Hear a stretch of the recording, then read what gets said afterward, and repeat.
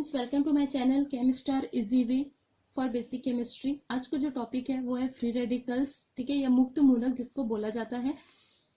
क्या होता है फ्री रेडिकल्स, इसके जितने भी रिलेटिव टॉपिक्स हैं इससे रिलेटेड, जैसे इसके फॉर्मेशन हो गए, स्टेबिलिटी के ऑर्डर हो गए, इसका स्ट्रक्चर हो गया, आज सारे डिटेल्स में हम लोग स्टडी करने वाले हैं। चलिए स्टार्ट करते हैं फ्री रेडिकल्स, ठीक है।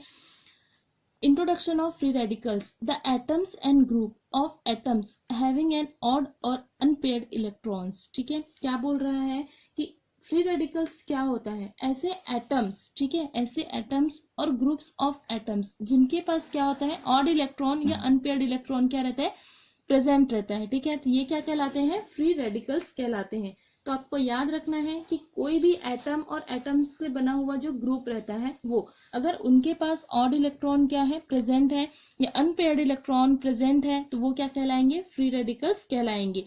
They are very reactive and short lived, ठीक है, ये बहुत ही रिएक्टिव होते हैं एंड शॉर्ट लिव्ड होते हैं, मतलब कुछ ही सेकेंड के लिए क्या रहते हैं, ये रह सकते हैं, उसके बाद किसी दूसरे स्पीसीज के साथ रिएक्शन कर लेते हैं, ठीक है, मतलब ये बहुत ही अनस्टेबल होते हैं। एग्जाम्पल्स देखते हैं, जैसे यहाँ पर दिया हुआ है मिथाइल, ठीक है, मिथाइल ग्रुप है, इसके ऊपर में एक अनपेयर्ड इलेक्ट्रॉन है, तो ये क्या कहलाएगा, मिथाइल रेडिकल। इथाइल ग्रुप है जिसके ऊपर में एक अनपेयर्ड इलेक्ट्रॉन है, ये क्या कहलाएगा, इथाइल रेडिकल। इसी तरह यहाँ पर बहुत सारे एग्जाम्पल्स दिए हुए हैं, जैसे बेंजाइलिक हो गया, ठीक है, फिनाइल रेडिकल हो गया, प्रोपाइल हो गया, क्लोरीन, ब्रोमीन, ये सारे जो है जिनके पास अनपेयर्ड इलेक्ट्रॉन्स क्या है, प्रेजेंट है। तो ऐसे एटम्स और ग्रुप जिनके पास अनपेयर्ड इलेक्ट्रॉन्स क्या रहते हैं, ये ऑड इलेक्ट्रॉन्स क्या रहते हैं, प्रेजेंट रहते हैं, ये कहलाते हैं फ्री रेडिकल्स, ठीक है। अब इनका फॉर्मेशन कैसे होता है, कैसे मिलता है ये फ्री रेडिकल्स, इसको देखते हैं। Formation of free radicals, they are formed by homolytic cleavage of covalent bonds, ठीक है। जब हमने होमोलिटिक क्लीवेज पढ़ा था तब भी देखा था, आज फिर से देखते हैं। फ्री रेडिकल्स हमें तब मिलता है जब किसी कोवेलेंट बॉन्ड का होमोलिटिक क्लीवेज होता है, ठीक है। क्या होता है होमोलिटिक क्लीवेज, मतलब जो शेयर्ड पेयर ऑफ इलेक्ट्रॉन्स होते हैं कोवेलेंट बॉन्ड्स के, उसको दोनों एटम एक एक इलेक्ट्रॉन लेके क्या करते हैं, सेपरेट हो जाते हैं, ठीक है। तो इस तरह का जो क्लीवेज होता है वो हमारा कहलाता है होमोलिटिक क्लीवेज, एंड जो इससे प्रोडक्ट मिलता है वो कहलाता है हमारा फ्री रेडिकल्स, ठीक है। तो the formation of free radicals are initiated by, किन किन चीजों से फ्री रेडिकल का फॉर्मेशन हो सकता है, तो किसके प्रेजेंस में, मतलब ऐसा कौन सा प्रेजेंस रहेगा, मतलब जब हम कोई भी रिएक्शन कराते हैं तो कोई ऐसा प्रेजेंस होता है, मतलब वहां पर कोई ऐसा इनिशिएटर होता है जो उस रिएक्शन को क्या करता है, स्टार्ट करता है, उसके प्रेजेंस में वो रिएक्शन कंप्लीट होता है, स्टार्ट होता है, ठीक है।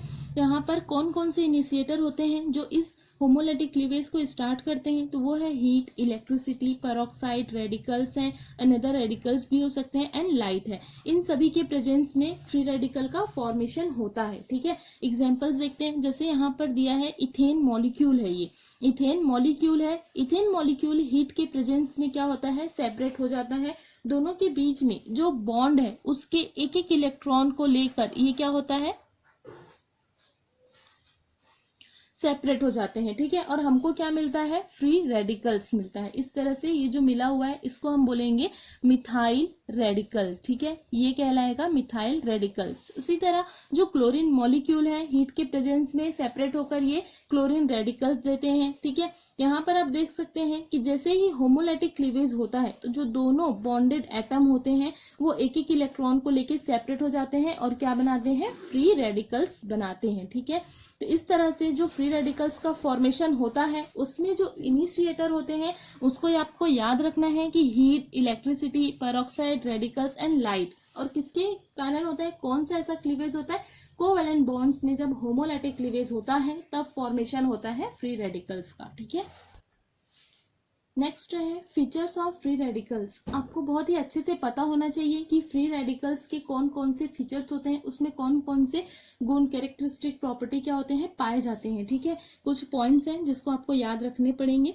सबसे पहले क्या दिया है, they are neutral molecules highly unstable, ठीक है, पहले ही बता चुकी हूँ कि बहुत ही रिएक्टिव होते हैं। कोई भी ऐसा स्पीसीज जो बहुत ही रिएक्टिव है मतलब उसकी स्टेबिलिटी क्या है, बहुत ही कम होगी, वो बहुत ही अनस्टेबल स्पीसीज होगा। ये जो होते हैं वो न्यूट्रल मॉलिक्यूल्स होते हैं, ठीक है। They have electron deficient atom, इनके पास क्या होता है, ये जो स्पीसीज होते हैं वो इलेक्ट्रॉन डेफिशिएंट एटम्स होते हैं। क्यों? क्योंकि इनके पास ऑड इलेक्ट्रॉन होते हैं, इनका जो ऑक्टेट होता है वो कंप्लीट नहीं होता है। They seek electrons to complete its octet, hence very reactive. ये क्या करते हैं, इलेक्ट्रॉन को लेते हैं, किससे, अपने ऑक्टेट को कंप्लीट करने के लिए, इसीलिए ये क्या होते हैं, बहुत ही रिएक्टिव होते हैं, ठीक है। इनके पास इलेक्ट्रॉन डेफिशिएंट होते हैं, तो ये दूसरे स्पीसीज के साथ क्या करते हैं, रिएक्शन करते हैं अपने ऑक्टेट को कंप्लीट करने के लिए।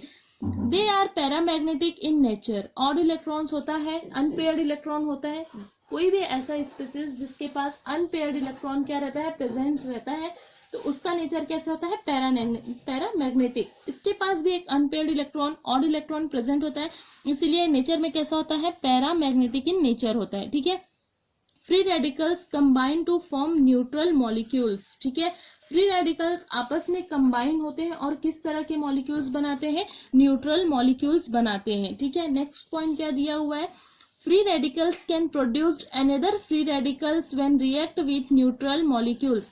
अगर हम फ्री रेडिकल का रिएक्शन, ठीक है, अगर हम फ्री रेडिकल का रिएक्शन किसी न्यूट्रल मॉलिक्यूल मतलब अनदर मॉलिक्यूल्स के साथ कराते हैं, क्या बोल रहे हैं, free radical can produce another free radicals. Free radical दूसरा फ्री रेडिकल बना रहा है, व्हेन, कब बना रहा है, जब वो रिएक्शन कर रहा है किसी न्यूट्रल मॉलिक्यूल्स के साथ। मतलब एक फ्री रेडिकल का रिएक्शन जब हम किसी न्यूट्रल मॉलिक्यूल्स के साथ कराते हैं तब हमको दूसरे टाइप का फ्री रेडिकल मिलता है। ये सारे पॉइंट्स थे, इसके फीचर्स थे जिसको आपको याद रखना होगा। ये जो कुछ कुछ पॉइंट्स थे कि फ्री रेडिकल रिएक्शन करके दूसरा फ्री रेडिकल्स बनाता है, इसको रिएक्शन के थ्रू आप लोगों को बहुत ही अच्छे से समझ में आएगा। देखते हैं कि फ्री रेडिकल्स के रिएक्शन क्या क्या है, ठीक है। तो सबसे पहले क्या दिया हुआ है, एडिशन रिएक्शन। एडिशन या योगात्मक अभिक्रिया भी इसको बोला जाता है। इसमें क्या होता है कि दो टाइप के जो रेडिकल्स होते हैं वो आपस में क्या होते हैं, ऐड हो जाते हैं, योगात्मक अभिक्रिया देते हैं आपस में जुड़कर, ठीक है। इनके पास भी एक ऑड इलेक्ट्रॉन है, इनके पास भी एक ऑड इलेक्ट्रॉन है, दोनों आपस में संयोग करके एक मॉलिक्यूल का फॉर्मेशन करते हैं, एक मॉलिक्यूल बना लेते हैं, ठीक है। तो इस तरह का जो रिएक्शन होता है उसको बोला जाता है योगात्मक अभिक्रिया या एडिशन रिएक्शन। नेक्स्ट है डिस्प्रपोर्शनेशन, ठीक है, या जिसको बोलते हैं असमानुपातन, ठीक है। क्या होता है असमानुपातन या डिस्प्रपोर्शनेशन, ठीक है। तो इसमें देखिए सबसे पहले क्या दिया है, मैंने दो टाइप दो रेडिकल्स लिया हुआ है, ये भी इथाइल रेडिकल्स है, ये भी क्या है, हमारा इथाइल रेडिकल्स है। इसमें क्या होता है कि कोई एक रेडिकल जो होता है, ठीक है, कोई एक रेडिकल दूसरे रेडिकल को अपना एक हाइड्रोजन एटम क्या करता है, देता है, ठीक है। कोई एक रेडिकल दूसरे रेडिकल को अपना एक हाइड्रोजन डोनेट करता है या दे देता है, ठीक है। और दोनों के दोनों स्टेबिलिटी को क्या करते हैं, गेन करते हैं, स्टेबल कंपाउंड में चेंज हो जाते हैं, ठीक है। यहाँ पर ध्यान से देखिए, दोनों क्या है, रेडिकल्स हैं, दोनों रेडिकल्स हैं। इसमें हमको दो तरह के प्रोडक्ट मिले हुए हैं, एक एल्केन मिला हुआ है, ठीक है, ये जो है वो क्या है, हमारा इथेन है, और ये जो है वो क्या है, इथीन है। एक एल्केन और एक दूसरा क्या दिया हुआ है, एल्किन मिला है। ये भी एक रेडिकल है, ये भी एक रेडिकल है। यहाँ पर आप ध्यान से देखेंगे तो ये जो CH3 मॉलिक्यूल है जिसमें 3 हाइड्रोजन एटम जो है वो अटैच्ड है, ठीक है। तो ये जो हाइड्रोजन है वो क्या करेगा, इस बॉन्ड के एक इलेक्ट्रॉन को लेके सेपरेट हो जाएगा, ठीक है। तो ये क्या बनाएगा, H यहाँ पर, और इसके पास क्या हो जाएगा, CH2 रेडिकल, ठीक है, 2 हाइड्रोजन और इसका एक इलेक्ट्रॉन, और यहाँ पर ऑलरेडी इसके पास क्या है, हमारे पास CH2 रेडिकल है, ठीक है। तो अब ध्यान से देखिए, CH2 एक ऑड इलेक्ट्रॉन, CH2 एक ऑड इलेक्ट्रॉन, तो ये दोनों ऑड इलेक्ट्रॉन मिलकर एक बॉन्ड में कन्वर्ट हो जाएंगे, ठीक है। तो हमको मिलेगा हमारा एल्कीन। यहाँ पर ध्यान से देखिए हमको क्या मिला है, एल्कीन, ठीक है। तो ये हो जाएगा हमारा CH2 इथिन मिल गया। अब ये जो हाइड्रोजन हमको मिला है, ठीक है, ये जो हाइड्रोजन हमको मिला है वो कहाँ पर जाएगा, इस रेडिकल के पास। इसके पास CH2 एक रेडिकल है, अब ये हाइड्रोजन यहाँ पर आएगा और एक रेडिकल के साथ, और ये इसके साथ, ये दोनों जो रेडिकल हैं वो आपस में मिलकर CH3 बनाएंगे, तो हमको मिलेगा ये रेडिकल्स, ठीक है, जिसको हम बोलते हैं इथेन, ठीक है। और ये जो है हमारा इथीन है। तो इस तरह से दोनों स्टेबल कंपाउंड में क्या होते हैं, कन्वर्ट हो जाते हैं दोनों ही रेडिकल्स, ठीक है। तो ये जो होता है उसको बोलते हैं असमानुपातन, ये डिस्प्रपोर्शनेशन, ठीक है। नेक्स्ट है एब्स्ट्रैक्शंस या इसको बोला जाता है अपाहरण। ठीक है, क्या होता है एब्स्ट्रैक्शन? तो जो लास्ट पॉइंट हमने पढ़ा था, ठीक है, क्या पढ़ा था, जो फीचर्स पढ़ रहे थे फ्री रेडिकल्स के, तो उसमें हमने एक लास्ट पॉइंट देखा था, लास्ट फीचर देखा था कि जो फ्री रेडिकल्स होते हैं वो किसी न्यूट्रल मॉलिक्यूल्स के साथ क्या करते हैं, रिएक्ट करते हैं, और अनदर फ्री रेडिकल्स क्या करते हैं, फॉर्म करते हैं। तो आप यहाँ पर ध्यान से देखिए, क्लोरीन फ्री रेडिकल है और एक मॉलिक्यूल्स है CH4 मॉलिक्यूल्स जिस पर कोई भी चार्ज प्रेजेंस नहीं है, न्यूट्रल मॉलिक्यूल्स है। ठीक है, तो ये क्लोरीन जो होता है जब इसके साथ रिएक्शन करता है, रिएक्ट करता है, तो ये क्या करता है, ठीक है, यहां से जो हाइड्रोजन और इलेक्ट्रॉन लेके सेपरेट होगा, ये रेडिकल उसके साथ क्या करता है, रिएक्शन करता है, और क्या बनाता है, रिएक्शन करके अब ध्यान से देखिए यहाँ पर HCl बनाता है। ठीक है, और यहां से ये जो CH3 रेडिकल है वो सेपरेट हो जाता है। जब इस CH3 रेडिकल को हम रिएक्शन कराते हैं इस न्यूट्रल एटम के, न्यूट्रल मॉलिक्यूल के साथ, जिसको बोलते हैं हम लोग, ये क्या दिया हुआ है हमारा, C2H6 है। ठीक है, इथेन है। तो जब इसके साथ रिएक्शन कराते हैं, यहाँ पर भी सेम कंडीशन फॉलो होता है, यहाँ से ये जो इलेक्ट्रॉन लेके ये क्या होता है, सेपरेट हो जाता है। तो जैसे ही ये इलेक्ट्रॉन लेके सेपरेट होगा तो ये CH4, ये जो हाइड्रोजन है, इस CH3 रेडिकल के साथ क्या करता है, रिएक्शन कर लेता है। ठीक है, जैसे ही वो उसके साथ रिएक्शन करता है तो CH4 न्यूट्रल मॉलिक्यूल बनाता है, देन C2H5 जो इथाइल रेडिकल है वो प्रोड्यूस्ड हो जाता है। ठीक है, तो इसको बोलते हैं हम लोग एब्स्ट्रैक्शन। मतलब एक फ्री रेडिकल जो है किसी न्यूट्रल मॉलिक्यूल के साथ रिएक्ट तो करता है, बट न्यू फ्री रेडिकल्स क्या करता है, प्रोड्यूस करता है। ठीक है, ये जो अभी तक हमने पढ़ा वो फीचर्स थे, सारे फीचर्स थे, और उसके रिएक्शंस थे फ्री रेडिकल के। स्ट्रक्चर भी आपको पता होना चाहिए कि फ्री रेडिकल जो है उसका स्ट्रक्चर कैसे होता है। तो ध्यान से देखिए इस स्ट्रक्चर को। फ्री रेडिकल का जो सेंट्रल कार्बन एटम होता है वो sp2 हाइब्रिडाइज्ड होता है। ठीक है, sp2 हाइब्रिडाइज्ड होता है, और इसका स्ट्रक्चर जो होता है वो प्लेनर स्ट्रक्चर होता है। इस पर एक और इलेक्ट्रॉन जो रहता है, प्रेजेंस रहता है। ठीक है, अनहाइब्रिडाइज्ड ऑर्बिटल कंटेनिंग और इलेक्ट्रॉन। sp2 हाइब्रिडाइज्ड जब ये होता है इसका स्ट्रक्चर, उसके कारण यहाँ पर जो दो बॉन्डिंग होते हैं, जो दो बॉन्ड्स होते हैं, उनके बीच का जो डिफरेंस होता है, बॉन्ड एंगल जो होता है वो होता है 120 डिग्री। ठीक है, sp2 हाइब्रिडाइज्ड जो कार्बन होते हैं, ठीक है, इसके तीनों जो ग्रुप हैं, आप ध्यान से देखिए, ये जो p ऑर्बिटल आपको दिख रहा है, जो अनहाइब्रिडाइज्ड p ऑर्बिटल है, जिसमें एक इलेक्ट्रॉन क्या रहता है, ऑड इलेक्ट्रॉन प्रेजेंस रहता है, तो ये कैसे रहता है, जो प्लेनर स्ट्रक्चर है ना, ये जो है एक प्लेन में है। ठीक है, ये तीनों जो है वो क्या है, एक प्लेन में है, प्रेजेंट है। ठीक है, तो इस अनहाइब्रिडाइज्ड p ऑर्बिटल का जो एक लोब है, ये ध्यान से देखिए, जो ऊपर लोब है इस प्लेन के ऊपर है, और जो नीचे का लोब है इस प्लेन के क्या है, नीचे में प्रेजेंट है। ठीक है, तो ये आपको अच्छे से पता होना चाहिए कि जो फ्री रेडिकल होते हैं उनका जो सेंट्रल कार्बन एटम रहता है sp2 हाइब्रिडाइज्ड कार्बन होता है, इस पे एक अनहाइब्रिडाइज्ड ऑर्बिटल प्रेजेंट रहता है, जो बना होता है कंटेनिंग ऑड इलेक्ट्रॉन्स। मतलब जो ऑड इलेक्ट्रॉन रहता है वो उस अनहाइब्रिडाइज्ड p ऑर्बिटल में क्या रहता है, प्रेजेंट रहता है। sp2 हाइब्रिडाइजेशन के कारण इसका स्ट्रक्चर जो होता है वो प्लेनर स्ट्रक्चर होता है। दो बॉन्डेड एटम्स के बीच का, यहाँ पर आप देखेंगे, यहाँ पर एक बॉन्डेड एटम है, ये दूसरा बॉन्डेड एटम है, दो बॉन्डेड एटम्स के बीच का जो बॉन्ड एंगल होता है वो होता है 120 डिग्री।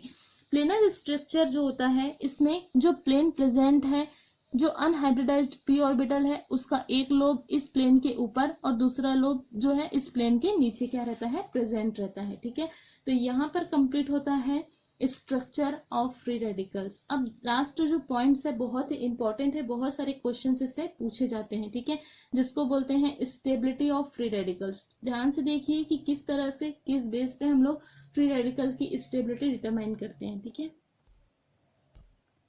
सो फर्स्ट देखते हैं, सबसे पहले क्या दिया हुआ है, यहाँ पर एक सीरीज लिखा हुआ है जिसमें सबसे पहला जो कंपाउंड है वो है हमारा tertiary alkyl free radical, secondary alkyl free radical, primary, then methyl free radicals. ठीक है, यहाँ पर मैंने इनकी स्टेबिलिटी का ऑर्डर बताया है कि जब हम लोग लेफ्ट टू राइट मूव करते हैं, मूवमेंट होता है, ठीक है, तो स्टेबिलिटी जो होती है वो क्या होती है, डिक्रीज होती है। स्टेबिलिटी क्या हो रही है, डिक्रीज हो रही है।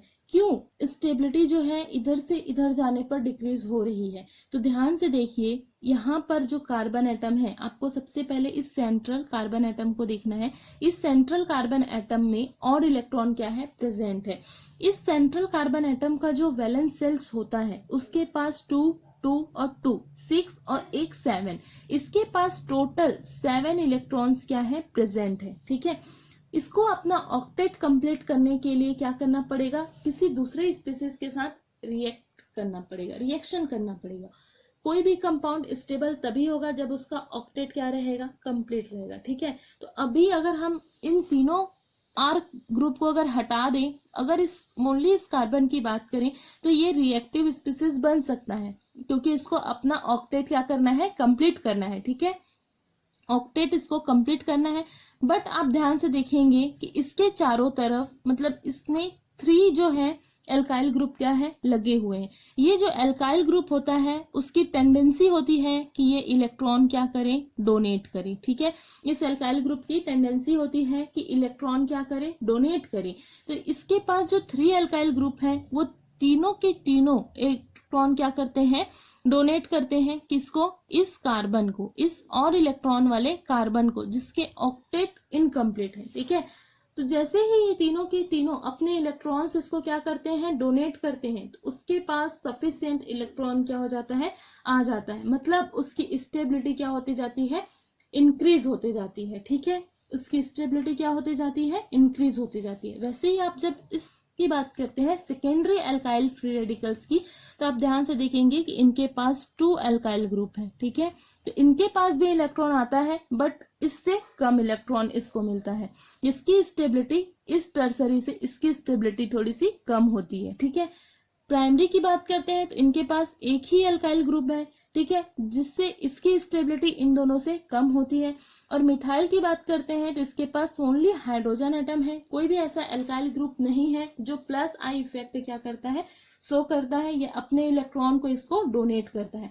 तो ये था फर्स्ट स्टेबिलिटी का ऑर्डर जो फ्री रेडिकल्स में हमने देखा। तो आपको याद रखना है कि जो टर्सरी होते हैं उसको बोला जाता है 3 degree, secondary 2 degree, primary 1 degree. ठीक है, इन तीनों में ऑर्डर जो होता है, उसके बाद आता है हमारा मिथाइल ग्रुप। तो इन तीनों में जो ऑर्डर होता है वो होता है 3 डिग्री, 2 डिग्री, 1 डिग्री का। ठीक है, तो ये आपको क्या करना है? याद रखना है। नेक्स्ट है stability order of benzylic and allylic radicals. ठीक है, क्या है इनमें स्टेबिलिटी के ऑर्डर्स? तो जब हम इसकी बात करते हैं तो सबसे पहले देखते हैं, यहाँ पर आप ध्यान से देखिए, बेंजाइलिक फ्री रेडिकल्स क्या है? प्रेजेंट है। ठीक है, बेंजाइलिक फ्री रेडिकल प्रेजेंट है, तो हमने सबसे पहले इसका रेजोनेंसिंग स्ट्रक्चर कराया। क्यों? क्योंकि यहाँ पर रेजोनेंस की कंडीशन क्या हो रहा है? फॉलो हो रहा है। कैसे? यहाँ पर देखिए फ्री रेडिकल है जो कॉन्जुगेशन में है इस डबल बॉन्ड के साथ, तो ये जो है वो रेजोनेंस के रूल्स को फॉलो करता है। तो हम सबसे पहले इसमें रेजोनेटिंग स्ट्रक्चर बनाएंगे तो हमको ये मिलेगा। सेकेंड रेजोनेटिंग स्ट्रक्चर ये हुआ, थर्ड रेजोनेटिंग स्ट्रक्चर ये मिला। ठीक है, तो इस तरह से जो बेंजाइलिक फ्री रेडिकल होता है उससे हमें 3 रेजोनेटिंग स्ट्रक्चर क्या होते हैं? मिलते हैं।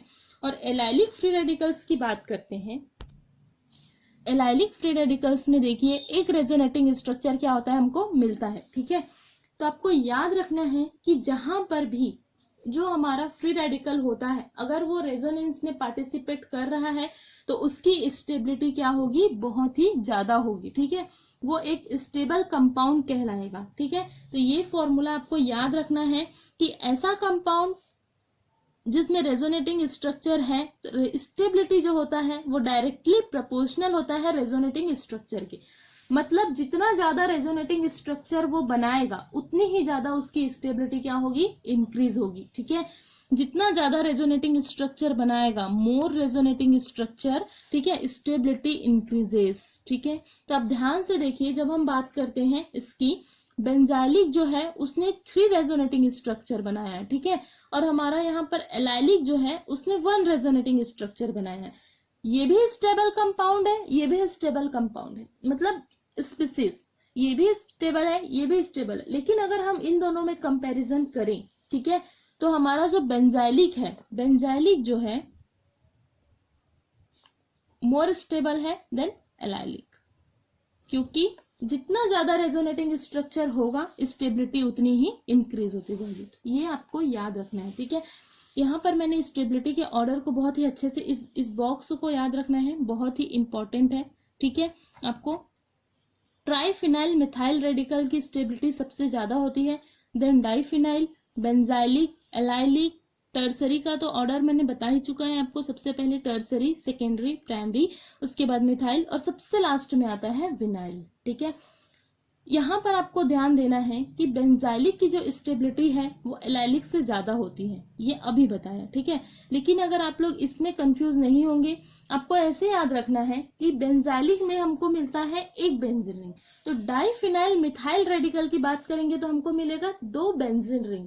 अगर एक बेंजीन रिंग में 3 रेजोनेटिंग स्ट्रक्चर हमको मिल रहे हैं तो 2 बेंजीन रिंग होने पर उससे ज्यादा रेजोनेटिंग स्ट्रक्चर मिलेंगे, और जितनी ज्यादा रेजोनेटिंग स्ट्रक्चर मिलेगा उसकी स्टेबिलिटी उतनी ही ज्यादा इंक्रीज होगी। वैसे ही यहाँ पर ट्राइफिनाइल मिथाइल रेडिकल में, ट्राइफिनाइल मिथाइल में 3 बेंजीन रिंग, तो 3 बेंजीन रिंग में और भी ज्यादा रेजोनेटिंग स्ट्रक्चर मिलेंगे। तो ये जो बॉक्स है जिसमें स्टेबिलिटी के ऑर्डर लिखे हुए, ये आपको बहुत ही अच्छे से याद होने चाहिए, ठीक है। आप लोग कंफ्यूज नहीं होंगे कि किस तरह से फ्री रेडिकल्स में रेजोनेंस हम लोग कराएंगे, ठीक है। यहाँ पर ध्यान से देख लीजिए कैसे होता है फ्री रेडिकल्स में रेजोनेंस। यहाँ पर सबसे पहले देखेंगे, मैंने एलाइलिक फ्री रेडिकल्स का एग्जांपल लिया हुआ है। यहाँ पर जो है free radical means odd electron क्या है, प्रेजेंट है, ठीक है। जब भी हम लोग देखते हैं कि कोई भी बॉन्ड का फॉर्मेशन जब होता है तो उसमें 2 इलेक्ट्रॉन का होना जरूरी है, ठीक है। जब भी बॉन्ड बनता है तो एक इलेक्ट्रॉन से बॉन्ड नहीं बनाया जा सकता है, ठीक। यहाँ पर जो ऑड इलेक्ट्रॉन है वो यहाँ पर शिफ्ट हो रहे हैं, कॉन्जुगेशन में है ऑड इलेक्ट्रॉन और डबल बॉन्ड, ठीक है। ये जो ऑड इलेक्ट्रॉन है वो यहाँ पर शिफ्ट होगा, देन यहाँ से जो डबल बॉन्ड का एक इलेक्ट्रॉन मतलब एक जो बॉन्ड है वो ब्रेक होता है, ठीक है। जैसे ही यहाँ पर ये ब्रेक होगा तो इसमें 2 इलेक्ट्रॉन प्रेजेंट है, एक बॉन्ड में 2 इलेक्ट्रॉन, तो एक इलेक्ट्रॉन जो होगा इसके पास जाएगा और एक इलेक्ट्रॉन जो होगा वो इसके पास जाएगा, ठीक है। अब इस कार्बन के पास भी एक ऑड इलेक्ट्रॉन क्या है, आ गया है, और इसके पास भी एक ऑड इलेक्ट्रॉन क्या है, प्रेजेंट है। तो इसके ऑड इलेक्ट्रॉन और इसके ऑड इलेक्ट्रॉन मिलकर यहाँ पर क्या फॉर्म किए, डबल बॉन्ड, और यहाँ से जो ऑड इलेक्ट्रॉन गया वो इसके पास आ गया। तो इस तरह से रेजोनेंस होता है किसी भी फ्री रेडिकल्स में, ठीक है। आप कंफ्यूज नहीं होंगे। इसी तरह से आप कोई भी हो, चाहे वो बेंजाइलिक हो, एलाइलिक हो, विनाइलिक हो, सभी में मतलब कोई भी कंपाउंड आपको फ्री रेडिकल्स का मिले, आपको ऐसे ही उसमें रेजोनेंस कराना है। कुछ क्वेश्चंस देख लेते हैं, जैसे यहाँ पर एक एग्जांपल दिया हुआ है, 4 टाइप्स के कंपाउंड्स यहाँ पे आपको दिख रहे होंगे। इसमें बोला गया है कि स्टेबिलिटी का ऑर्डर बताना है आपको, ठीक है। स्टेबिलिटी का ऑर्डर बताने के लिए आप लोग ध्यान से देखिए, अगर इन तीनों कंपाउंड्स में 1, 2 और इन तीनों में इस ग्रुप को जिसमें मैंने सर्कल बनाया है इसको हटा दिया जाए तो जितने बचे हुए ग्रुप हैं वो चारों के चारों में सेम है, ठीक है। जितने भी यहाँ पर कंपाउंड दिए सभी में सेम है स्ट्रक्चर। हम सबसे पहले बात करते हैं इस सर्कल वाले कंपाउंड को। आपको इसका नेचर चेक करना है कि जो सर्कल में कंपाउंड है, मतलब जो ग्रुप लगा हुआ है, जो इस बेंजाइलिक से क्या है, बेंजिल से अटैच्ड है, क्या है इसका नेचर। तो NO2 जो होता है उसका नेचर होता है इलेक्ट्रॉन को विड्रॉ करने का, ठीक है, इलेक्ट्रॉन को अपनी ओर खींचने का। तो NO2 का नेचर जो होता है इलेक्ट्रॉन को अपनी ओर खींचने का, तो बेंजाइलिक से इलेक्ट्रॉन इसकी साइड जाएंगे इस बेंजीन रिंग से, और यहाँ से जो ऑड इलेक्ट्रॉन है यहाँ से भी इलेक्ट्रॉन इसकी ओर खींचा जाएगा। इसके पास ऑलरेडी इलेक्ट्रॉन कम है, ठीक है, डेफिशिएंट स्पीसीज है, और इससे और इलेक्ट्रॉन लेने वाले ग्रुप क्या है, जुड़े हुए हैं, तो उसकी स्टेबिलिटी क्या हो जाएगी, डिक्रीज हो जाएगी, ठीक है। उसकी स्टेबिलिटी क्या हो जाएगी, डिक्रीज होगी। तो सबसे लास्ट में मतलब सबसे कम स्टेबिलिटी होगी किसकी, इसकी होगी, ठीक है। तो यहाँ पर हमने लिख दिया कि सबसे कम स्टेबिलिटी किसकी है, बी की है। देन अब क्या करना है, इसमें देखिए CH3 ये जो होता है डोनेटिंग नेचर होता है, इलेक्ट्रॉन डोनेट करता है। वैसे ही मिथॉक्सी ग्रुप, ठीक है, मिथाइल ग्रुप इलेक्ट्रॉन डोनेट करता है, मिथॉक्सी ग्रुप भी इलेक्ट्रॉन डोनेट करता है, लेकिन इसके पास ऐसा कोई भी ग्रुप नहीं है जो इलेक्ट्रॉन डोनेट करे। तो देन इसकी स्टेबिलिटी जो होगी इससे थोड़ी ज्यादा होगी पर इन दोनों से कम होगी। तो सबसे कम स्टेबिलिटी बी की, देन उसके बाद ए की, ठीक है। अब बच गए ये दोनों, इसमें भी इलेक्ट्रॉन डोनेटिंग ग्रुप लगे हैं, इसमें भी इलेक्ट्रॉन डोनेटिंग ग्रुप लगे, बट इन दोनों में कौन ऐसा कंपाउंड है, कौन सा कंपाउंड है जिसकी स्टेबिलिटी ज्यादा है, ये भी बताना है। तो मिथॉक्सी ग्रुप में ऑक्सीजन के पास क्या होता है, लोन पेयर होता है, ठीक है। ऑक्सीजन के पास लोन पेयर होता है, इसलिए उसकी टेंडेंसी इलेक्ट्रॉन डोनेट करने की इस CH3 से ज्यादा होती है। इसकी जो टेंडेंसी होती है इलेक्ट्रॉन डोनेट करने की वो मिथाइल ग्रुप से ज्यादा होती है, इसीलिए ये ज्यादा इलेक्ट्रॉन डोनेट करेगा, इसकी स्टेबिलिटी जो होगी इससे ज्यादा होगी। तो सबसे ज्यादा स्टेबिलिटी जो रहेगी डी की होगी, देन सी की होगी, देन ए की, देन बी की। जैसे ही स्टेबिलिटी का ऑर्डर देखते हैं जस्ट उसका अपोजिट होता है रिएक्टिविटी का ऑर्डर। ठीक है, क्या होता है? रिएक्टिविटी का ऑर्डर। अब इस तरह से एक और एग्जांपल्स देख लेते हैं हम लोग। जो सीरीज मैंने आपको बताया था बॉक्स में, जिसको बताया कि बहुत ही इंपॉर्टेंट है, उसको याद रखेंगे आप लोग इस तरह के क्वेश्चन सॉल्व करने के टाइम पे। ऐसे क्वेश्चन में आपको सबसे पहले देखना है इस बॉन्ड और इस फ्री रेडिकल्स का नेचर देखना है। ठीक है, ये जो पोजिशन है यहाँ पर आप ध्यान से देखिए, डबल बॉन्ड और ये, तो ये जो होता है ये कहलाता है एलाइलिक। ठीक है, ये होता है एलाइलिक कंडीशन। ठीक है, इस तरह से यहाँ पर कोई भी डबल बॉन्ड प्रेजेंट नहीं है, बट ये जो फ्री रेडिकल है वो दो बॉन्ड से जुड़ा हुआ है, ये कहलाता है हमारा सेकेंडरी। ठीक है, सेकेंडरी फ्री रेडिकल। यहाँ पर देखिए ये जो है ये भी एलाइलिक है, और इसको ध्यान से देखिए ये जो है वो विनाइल है। ठीक है, यहाँ पर अब आपको करना है स्टेबिलिटी के ऑर्डर इसमें बताना है। तो यहाँ पर मैंने लिखा है स्टेबिलिटी के ऑर्डर। ठीक है, स्टेबिलिटी के ऑर्डर्स हैं ये। तो इसमें सबसे पहले क्या होगा कि जो एलाइलिक है उसकी स्टेबिलिटी जो होती है सेकेंडरी और विनाइलिक से ज्यादा होती है। तो यहाँ पर दो एलाइलिक हैं। ठीक है, एक ये भी है और एक ये भी है। इसके पास ध्यान से देखिए दो डबल बॉन्ड है और इसके पास एक ही डबल बॉन्ड है। दो डबल बॉन्ड मतलब इसमें रेजोनेटिंग स्ट्रक्चर ज्यादा बनेंगे एज कंपेयर टू इसके। जितने ज्यादा रेजोनेटिंग स्ट्रक्चर उतनी ज्यादा स्टेबिलिटी। तो ए की जो स्टेबिलिटी है वो सबसे ज्यादा होगी, देन सी की स्टेबिलिटी होगी। उसके बाद जो आता है सेकेंडरी, सेकेंडरी की स्टेबिलिटी जो होती है विनाइल से ज्यादा होती है, क्योंकि सबसे कम जो स्टेबिलिटी होती है वो विनाइल की होती है। तो आपको याद रखना है इस तरह से कि कौन सा एलाइलिक है, कौन सा बेंजाइलिक है, सेकेंडरी, टर्सरी, प्राइमरी, सारी चीजें आप लोगों को याद होनी चाहिए। स्टेबिलिटी से बहुत सारे क्वेश्चंस पूछे जाते हैं कॉम्पिटिटिव एग्जाम्स में। ठीक है, तो यहाँ पर हमारा कंप्लीट होता है फ्री रेडिकल्स क्या होता है, सारी टॉपिक्स हमने कवर कर लिए हैं फ्री रेडिकल्स के। तो कैसे लगा आप लोगों को कमेंट्स करके जरूर बताइए। टॉपिक वीडियो को लाइक कीजिए, शेयर कीजिए एंड सब्सक्राइब कीजिए। बेल आइकन प्रेस करना ना भूलें, और जिससे आपको आने वाले सारे वीडियो कंटिन्यू मिलते रहे। Thanks for watching my video. मिलते हैं नेक्स्ट वीडियो में।